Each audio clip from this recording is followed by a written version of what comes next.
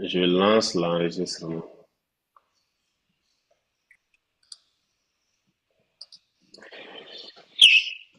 Bonjour, bonsoir, ça dépend de là où vous êtes en ce moment, car nous sommes en direct sur...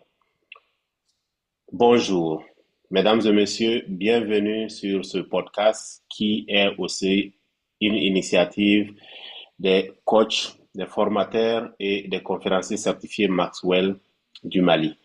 Aujourd'hui, j'ai le grand plaisir de recevoir deux grands de l'Institut Maxwell. Il s'agit bien sûr de mon très cher Amadou Sidibé. Et,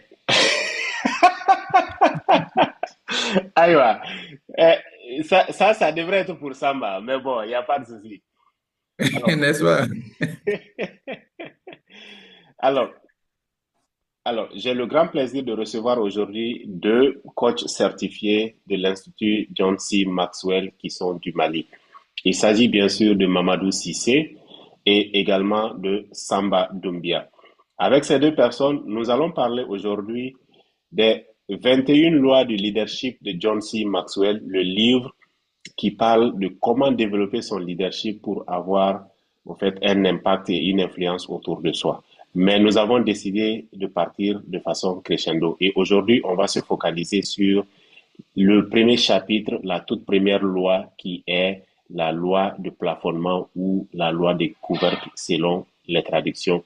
Sinon, en anglais, on dit the law of the lead.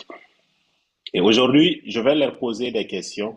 Après avoir lu ce chapitre, après avoir lu cette loi, quels résultats cette loi a apporté dans leur vie et comment ils appliquent la loi au quotidien pour pouvoir rehausser leur niveau. Mais avant, je vais bien sûr leur demander de se présenter brièvement pour vous permettre de mieux les découvrir.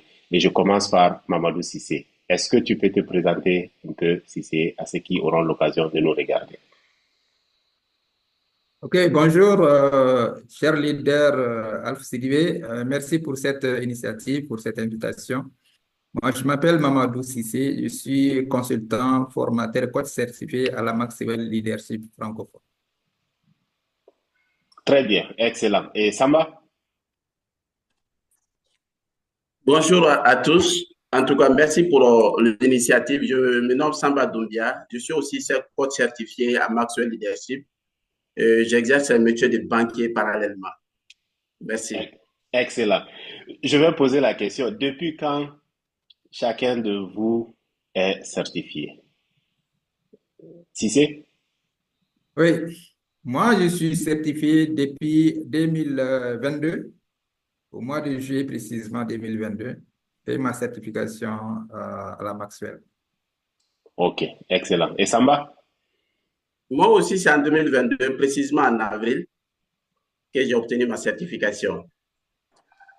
D'accord. Ok, excellent. Vous êtes mes aînés un peu de loin par rapport à la certification. Moi, j'ai eu ma certification l'an passé, en août 2025, et je suis certifié de l'Institut anglophone en Floride aux États-Unis. Alors, sans plus tarder, bien sûr, les gens sont curieux de savoir un peu de quoi s'agit-il et pourquoi l'Institut Maxwell, peut-être avant de rentrer un peu dans le vif du sujet à travers la première loi, peut-être je vais poser encore la question à chacun. Pourquoi vous avez choisi de faire l'Institut Maxwell? Pourquoi vous avez décidé de faire la certification? Je commence par Samba cette fois-ci. OK. Merci, Sidipé, pour la question. Elle est très, très pertinente. En fait, moi, j'ai rejoint l'équipe Maxwell Leadership en- pour ma propre croissance personnelle. C'est-à-dire qu'en tant que dirigeant cadre supérieur dans une banque, j'avais constaté que j'avais des déficits sur un certain nombre de compétences. Et depuis fort longtemps, je suivais Maxwell, le John Maxwell sur les réseaux sociaux, etc.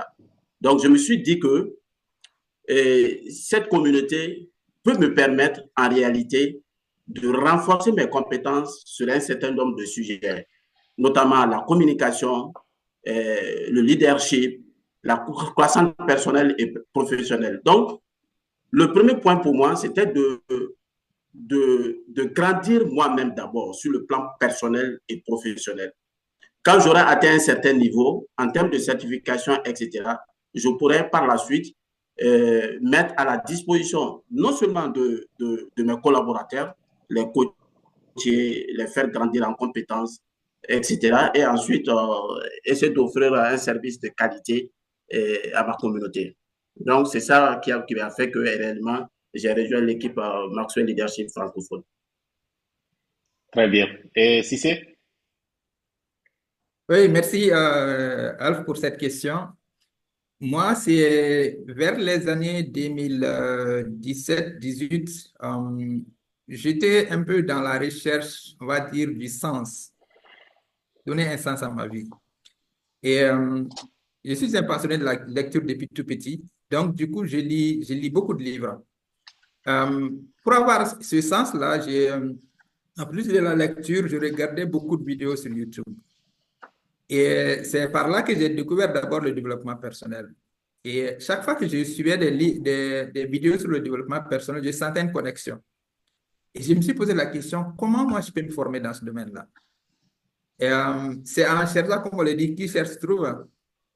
J'ai rencontré quelqu'un qui me disait, qui vivait à l'extérieur, c'est un Malien qui est à l'extérieur, qui était venu pour ses vacances. Donc, je l'ai rencontré à travers un ami. Je lui ai dit, voilà, moi, mon projet, ma mission, c'est comment je peux me former dans ce domaine. Il me dit, tiens, je connais deux personnes, deux pointures à l'international. Quand je vais rentrer, je vais t'envoyer leur contact. Donc, il m'a envoyé leur contact.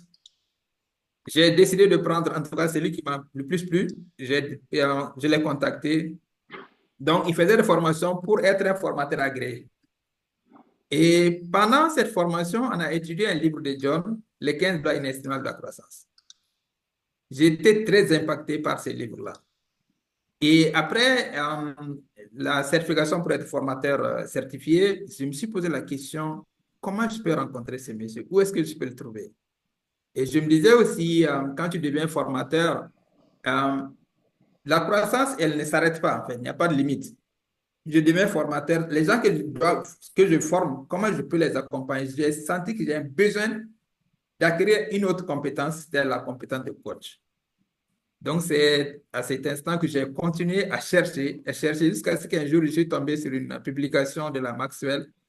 J'ai dit, ben, c'est ça, je cherchais depuis très longtemps, j'ai sauté sur l'occasion. Et c'est là que j'ai intégré la Maxwell Leadership. Excellent, excellent.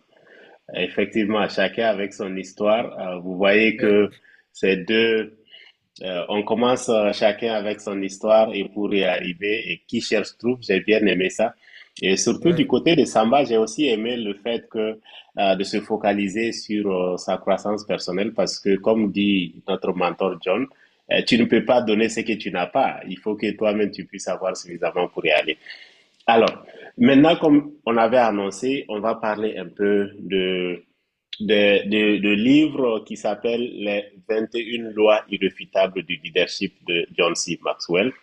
Et notamment, on va parler de la première loi qui dit la loi du couvercle ou la loi du plafonnement selon la traduction qu'on a.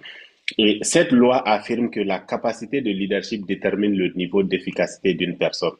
C'est-à-dire, si le leadership est faible, la performance est plafonnée.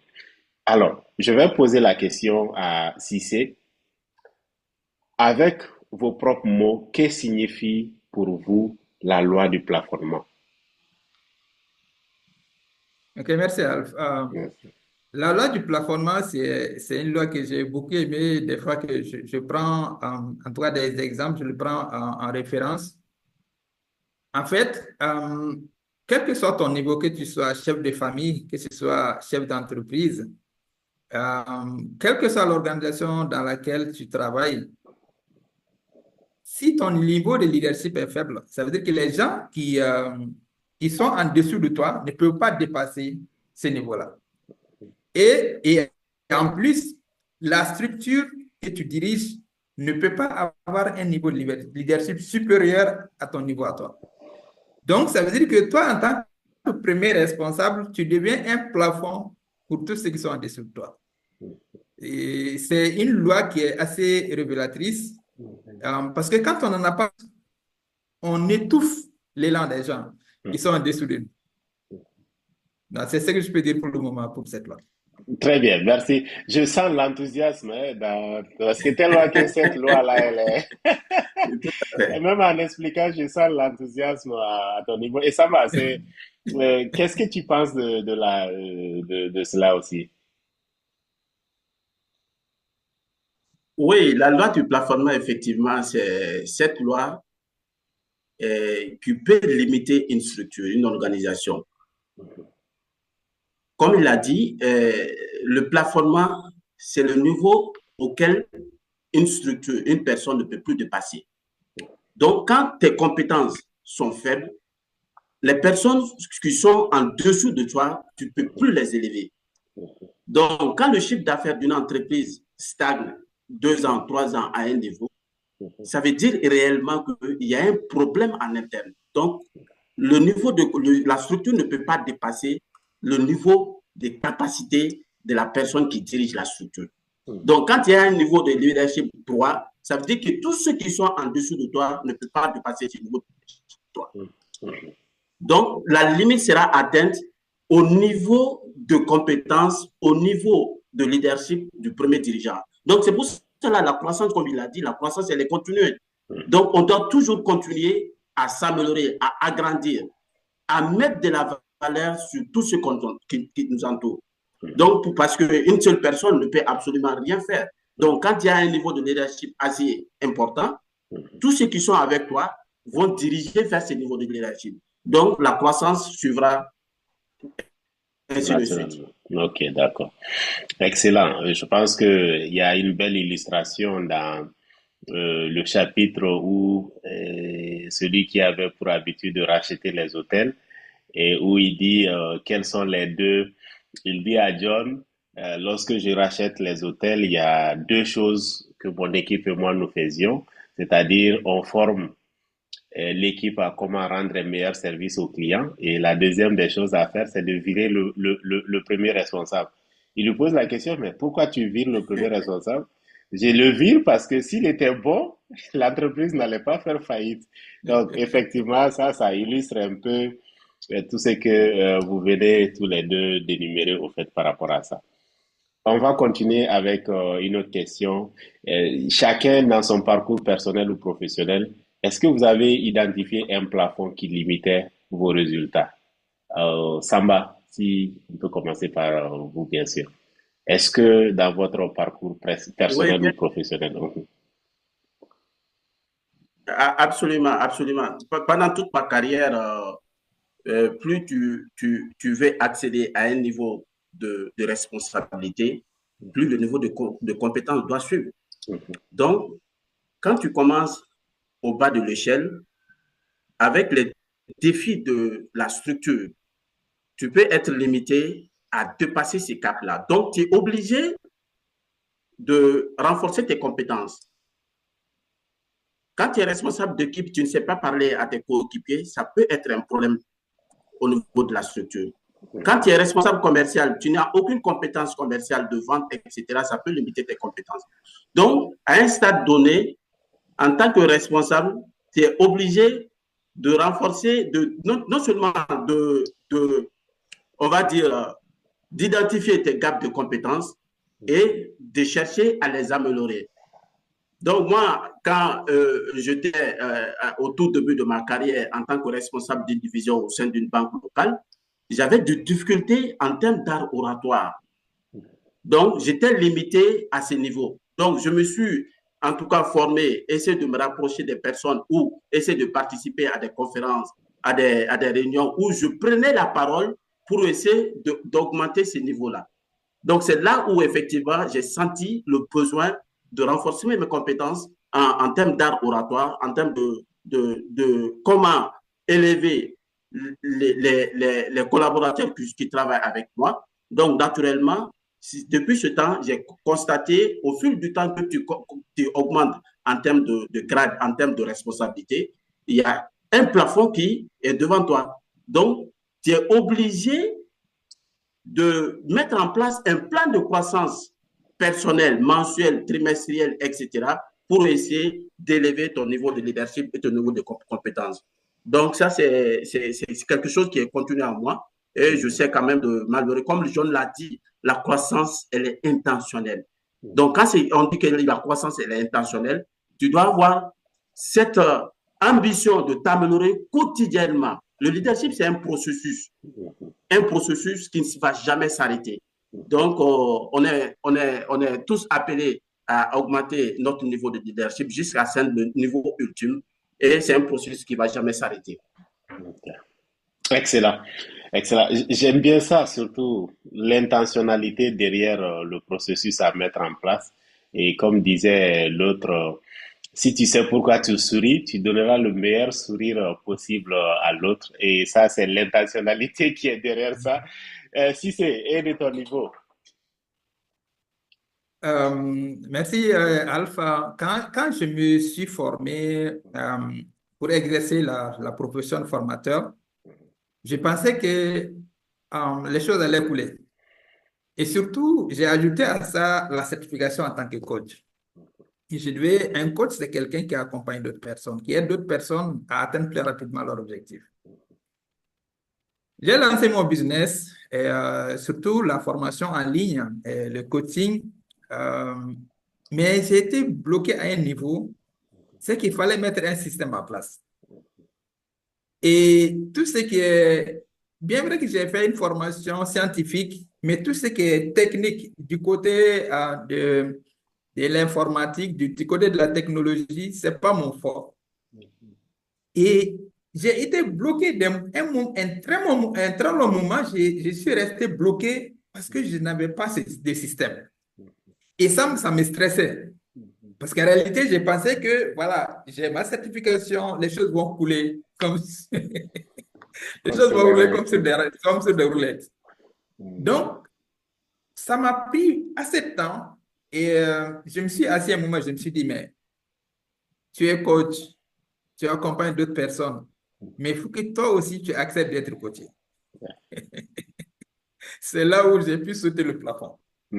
Voilà, parce qu'en réalité, je suis formé dans un domaine donné, mais pour que je puisse exercer cette profession, pour que je puisse mettre à la disposition d'autres personnes ces services, ça demande d'autres compétences que je n'avais pas encore acquises. Et que je devrais reconnaître que je n'ai pas ces compétences, soit je délègue ces compétences à quelqu'un d'autre et que je vais bien en retour, ou moi-même je me dois d'acquérir ces compétences en plus de la compétence de coach. Donc, c'est là que je me suis mis à me former, à prendre des coachs que je paye, qui me montrent le chemin, qui me montrent qu'est-ce qui fonctionne, qu'est-ce qui ne fonctionne pas.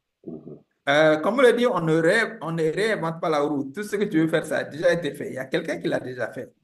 Donc, pour être le plus intelligent, c'est quelqu'un qui sait trouver la bonne personne, qui lui montre rapidement le chemin. Et finalement, c'est ce que j'ai fait. Et ça a fait que mon business a commencé à bouger. Ok. D'accord, excellent. Je pense qu'il y a Valerie Burton qui dit souvent que les coachs ont aussi besoin des coachs. Donc, c'est ce que tu viens d'illustrer. On ne peut C'est pas ça. tout connaître. Et je pense que les 21 lois, John même explique également que lui, il n'est pas fort sur toutes les 21 lois. Et d'ailleurs, personne n'a 10 sur 10 sur les 21 lois. Chacun a besoin, effectivement, de rééquilibrer le niveau ou pouvoir faire recours à d'autres pour pouvoir se maintenir ou rehausser un peu le niveau. Ok.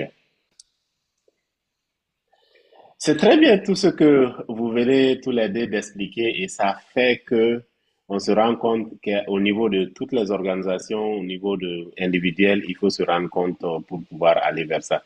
Je vais alors vous poser la question. Est-ce que aujourd'hui, qu'est-ce que vous direz à ces organisations ou à ces entreprises qui estiment que leur plafond n'est pas encore, au fait, qui ne voient pas ou bien qui ne se rendent pas compte de tous ces défis-là. Parce que ce que Samba disait, lorsque votre revenu se plafonne à un certain niveau pendant un moment, et il faut rehausser le plafond pour pouvoir rehausser à d'autres niveaux. Quel conseil avez-vous, au fait, à l'endroit des personnes qui vont nous écouter ou bien peut-être des organisations qui vont nous écouter? Je commence par Alors, Samba.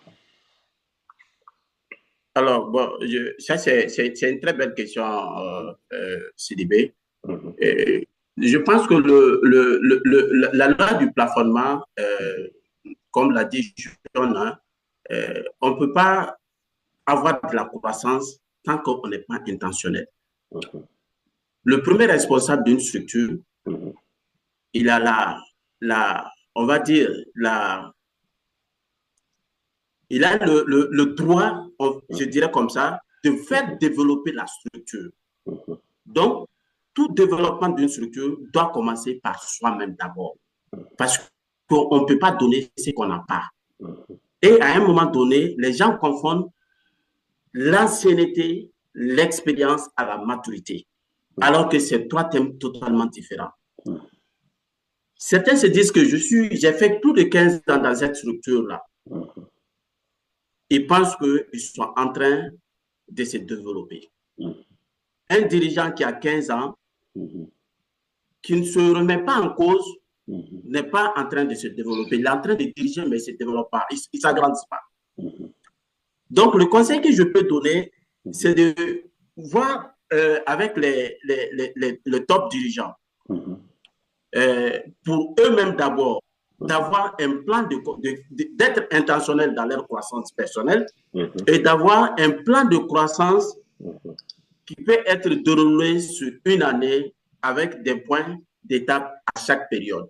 mhm. Donc, si on identifie ces gaps de compétences, on va dire, on peut aller vers des structures qui sont bien outillées pour accompagner le leader en question, afin qu'il puisse se développer lui-même d'abord et déverser ces compétences-là sur ses collaborateurs. Mhm. Donc, le niveau de développement d'une entreprise, comme on l'a dit, ne peut jamais dépasser le niveau d'état d'esprit, le niveau de compétence de la structure.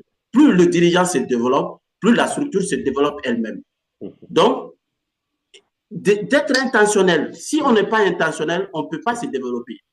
Donc, l'intention est le premier point de départ. Ensuite, tu identifies tes gaps de compétences et tu mets en place un plan, un programme de croissance personnelle avec un coach certifié ou avec un mentor qui peut t'assister durant la période qui a été définie. Donc, progressivement, tu fais une évaluation d'étape et tu verras que tu prends de la hauteur par rapport à ce qui était avant. Donc, c'est extrêmement important. Mais les gens pensent que quand j'ai 15 ans d'expérience d'ancienneté dans une structure, je n'ai plus besoin de me développer. C'est quelque chose qui est extrêmement non aligné.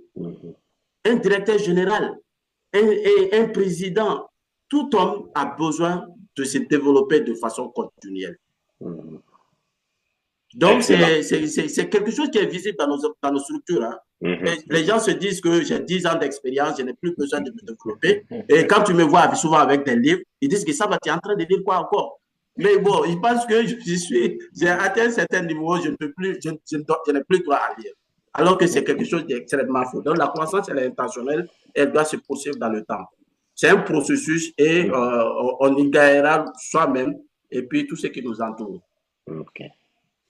Yeah. C'est ce que je peux dire. D'accord, ok. Est-ce que Cissé, tu as quelque chose à ajouter par rapport à ce point? Oui, c'est intéressant ce que dit Samba. La question d'ailleurs, c'est une question très intéressante pour les organisations, on va dire. En réalité, ça me rappelle un dicton, enfin, du moins un propos vulgaire qu'on utilise ici dans notre pays. On dit qu'il a fini, quand on dit à une personne qu'il a fini les études. Donc, comme si à un moment donné, tu finis d'apprendre tout, tu n'as plus besoin d'apprendre. Et c'est ce qui arrive à beaucoup de gens, comme disait tout Samba. En fait, ce n'est pas l'ancienneté qui va faire que tu vas t'améliorer. En fait, la nature, Dieu a conçu les choses de sorte que soit tu avances, soit tu régresses. Il n'y a pas d'état stationnaire. Ouais. Dire que tu as atteint un niveau, c'est non. Quand tu n'apprends pas, tu vas régresser. Ça, c'est évident.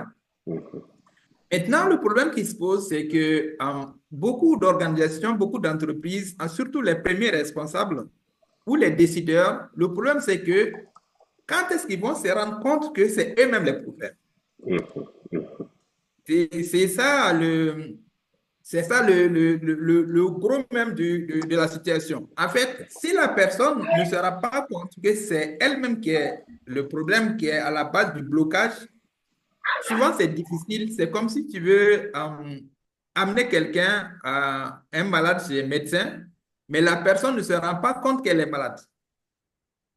Quand la personne malade ne se rend pas compte qu'elle est malade, c'est toi qu'il va considérer comme le malade. C'est clair. Donc, en réalité, ce que je peux dire, c'est que soit il faut mettre des unités de mesure. Je pense que les gestionnaires disent que ceux qui ne mesurent pas ne se dirigent pas, ne se gèrent pas. Quand tu n'as pas d'unité de mesure, tu n'as pas d'unité d'évaluation, des fois, tu ne te rends pas compte de tes lacunes. Mais quand il y a des évaluations de performance, je pense que les gestionnaires ils le disent assez. Il faut avoir des KPI. Est-ce que tu as des indicateurs de performance? Et si il y a des indicateurs de performance, ça permet chaque mois ou du moins chaque année, à la limite, à l'organisation de s'évaluer et à chaque membre de l'organisation de s'évaluer. Du premier au dernier membre de l'équipe. Et aussi, il faut faire une évaluation à 360 degrés. Parce que quand je m'évalue, je peux me donner des notes de complaisance. Mais quand je demande à mon équipe de m'évaluer, quand je me donne un 9 sur 10 et que mon équipe me donne 2 sur 10, quelle est la réalité? Quelle est la vraie note? La vraie note, c'est ceux qui sont autour de moi. Et j'aime bien un parallèle qu'a fait un de mes formateurs qui dit, mais quand tu te regardes au miroir, tu te regardes combien de fois par jour? Tu prends combien de temps pour te regarder au miroir par jour? C'est peut-être 2 minutes, 3 minutes, le max c'est 10 minutes. Mais tes collègues, ils te voient combien de fois par jour? Pendant combien de temps par jour? Si c'est plusieurs heures. Donc, ça veut dire que ce qu'ils vont dire de toi, ce qu'ils vont dire sur toi, s'approche plus de la réalité que ce que tu dis de toi. Parce qu'en fait, il y a ce qu'on appelle des angles morts que toi, tu ne vois pas. Et tout de suite, là, je suis assis, mais s'il y a quelque chose au dos de mon boubou, je ne peux pas le voir. Mais quelqu'un qui est avec moi, il peut te dire, tiens, si tu as quelque chose derrière. Donc, quand on fait une évaluation à 360 degrés, on a 1000 chances de prendre conscience de nos angles morts et de prendre des dispositions pour s'améliorer. Donc, si l'on veut que son entreprise prenne de l'envol, l'organisation que nous gérons, que même si c'est une association, quand on veut que notre structure prenne de l'envol, il faut que nous acceptons de nous faire évaluer, de nous évaluer, de nous faire évaluer et prendre conscience que nous avons tous besoin d'apprendre. La croissance, elle est continue jusqu'à la fin de nos vies. On ne finit jamais d'apprendre. Et le leadership, il y en a de même. On ne finit jamais de rehausser le niveau de son leadership. Et chaque fois qu'on rehausse le niveau de son leadership, on rehausse le niveau de notre structure, on rehausse le niveau des résultats. Ouais, effectivement. Et ça me rappelle, John dit, plus lorsque tu rehausses le niveau, tu rehausses ton niveau d'efficacité. Donc, plus tu es efficace, mieux c'est. Et c'est inspirant ce que vous venez de dire tous les deux. Et je pense qu'on doit prendre conscience de cela, surtout dans nos pays aujourd'hui où on a l'impression de mettre le curseur très bas malheureusement. Et aussi, il y a un aspect qui a été mentionné dans vos interventions, c'est surtout aujourd'hui le premier responsable qui pense être arrivé au fait. On a beaucoup de gens, je cause souvent avec certains coachs, ils disent, ah non, mon équipe a besoin de coaching. Mon équipe a besoin de se renforcer. Mais lui-même ne se rend pas compte qu'il a effectivement besoin de se renforcer.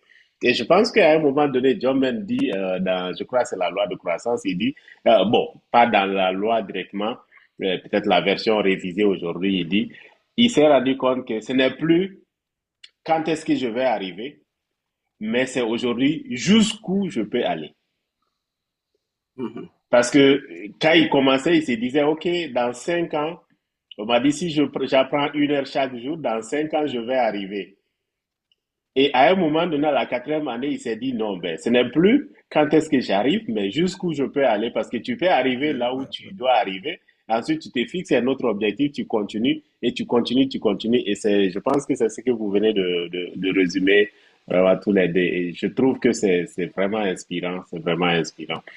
Et alors, est-ce que vous avez un dernier message avant qu'on puisse clore par rapport à ce chapitre, la loi de plafonnement ou la loi du couvercle selon certaines personnes? Donc, oui, bien évidemment.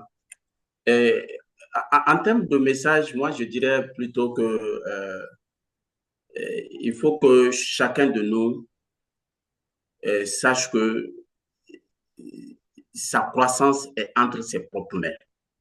C'est pas entre les mains de son patron, etc. Quand on se dit aujourd'hui, je vais quitter un point A pour aller vers un point B, il faut que cette décision, premièrement, soit intentionnelle. Une fois que c'est intentionnel, on met en place des outils ou en tout cas, ce qui peut nous permettre de quitter le point A vers le point B.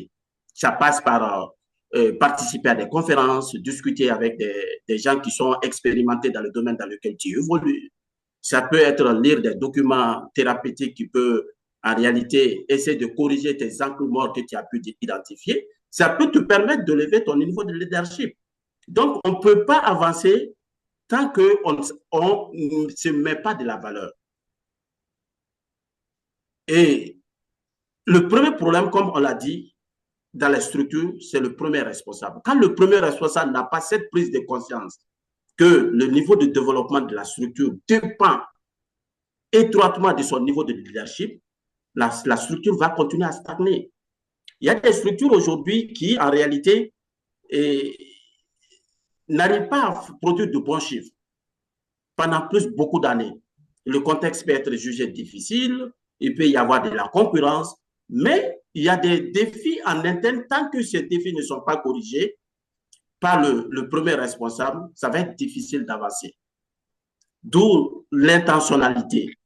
Il faut que ça commence par le premier responsable. Et par la suite, les autres vont suivre. Donc, quand on se développe, on développe tout ce qui nous entoure. C'est ce message. Ok, très bien. Et si c'est? Oui, Merci, Samba. ce que je Merci. peux dire ce que je peux dire comme message, c'est que nous devons comprendre que le leadership, ce sont des relations et les relations humaines. Quand on travaille avec l'humain, je pense qu'il y a un adage chez nous qui dit que quand tu fais le berger, tu as 1000 têtes, tu prends un seul bâton. L'idée derrière ici, ce n'est pas de taper avec le bâton, mais ça a tout son sens. Mais quand tu diriges 1000 hommes, il faut avoir 1000 bâtons. Ça veut dire quoi? Quand on est le responsable d'une structure, il faut que tu connaisses les humains, tu connaisses les hommes. Ça, c'est un premier élément. Deuxième élément, il faut que toi-même, tu saches que tu n'es pas le top. Et parce que John, il dit dans un de ses livres que quand tu n'as personne à suivre que toi-même, tu n'iras nulle part. Si toi, tu es ton propre, toi, tu es ta propre référence, tu n'as pas une autre référence, tu n'iras pas loin parce que tu penses que tu es déjà arrivé. Comme on l'a dit, il a déjà fini les études. Tu penses que tu es au top. Donc, il faut que tu aies des références. Je vais arriver au niveau de telle personne. Donc, ça va t'amener à faire une prise de conscience et de façon permanente de chercher à t'évoluer, de chercher à apprendre, de chercher à croître. Un autre aspect, c'est qu'il faut se faire entourer de bonnes personnes. On va dire, même si tu es le numéro 1 de la structure, tu es le numéro 1 de l'entreprise, de l'organisation, il faut que tu trouves ce qu'on appelle les masterminds. Ce genre de structure, ça peut être des structures de même nature ou de nature différente. Il faut que toi aussi, tu aies un petit cercle à travers lequel tu sais que tu as des manquements. Ça te permet de faire la prise de conscience, ça te permet de faire le déclic. Mais le problème, c'est que quand on pense qu'on est déjà arrivé, c'est là où le problème se pose. Quand on pense qu'on est déjà arrivé, ça veut dire qu'on n'a même pas fait le départ. Exact. Donc, c'est que le conseil que je peux donner à toutes ces organisations, à toutes ces entreprises, même aux chefs de famille, c'est que nous avons tous des angles morts. Et difficilement, on peut les voir par nous-mêmes. On a besoin d'autres personnes pour les voir. Et le moyen le plus simple, le plus court, c'est de se faire coacher. Un coach, il est formé pour t'amener, d'abord, pour t'aider à clarifier qu'est-ce que tu veux exactement. Après avoir mis la lumière sur tes objectifs, tes désirs, il t'amène du point A, comme disait tout de suite Samba, il t'amène du point A vers le point B. En te mettant en face à tes défis et te dire par tes propres mots comment tu comptes relever ces défis-là. Et ça te permet de te dépasser.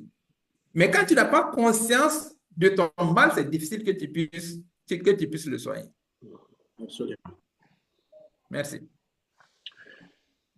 Merci beaucoup, mes chers leaders. Merci beaucoup, mes chers coachs, pour ces éléments assez pertinents. Et je pense que chacun trouvera son compte dedans et chacun travaillera pour rehausser le plafond pour pouvoir impacter davantage. Comme on dit, votre niveau de leadership détermine certainement votre niveau d'efficacité au niveau de votre organisation.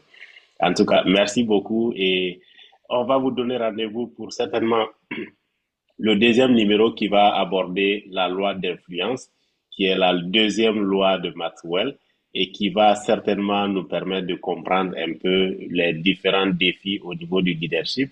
Et nous tirons souvent des conclusions hâtives par rapport à notre position, par rapport à notre rang, en se disant on est leader.